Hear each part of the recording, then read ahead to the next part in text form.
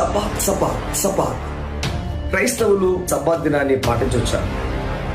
నీవు యూదుడువా, క్రైస్తవుడువా? సబ్బాత్ అంటే ఏంటి? సబ్బాత్ అంటే విశ్రాంతి దినము.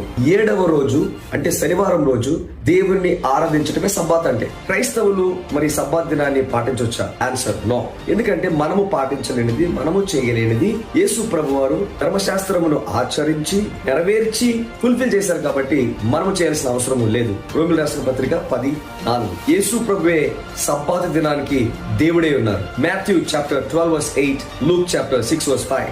యేసయ్య అంటారు, నేను మీకు విశ్రాంతిని ఇస్తానంటారు. Matthew chapter 11:28. అంటే యేసయ్య మన విశ్రాంతి. యేసయ్య ఆదివారము పునరుద్ధరణయ్యారు కాబట్టి మనము శనివారం కాకుండా ఆదివారము మనం దేవుణ్ణి ఆరాధించాలి. Mark chapter 16:2. మరి సబ్బాత్ దినాన్ని ఎవరు పాటిస్తారు? యూదులు, 7th డే అడ్వాంటిస్ట్ వారు. నీవు యూదుడువా, క్రైస్తవుడువా?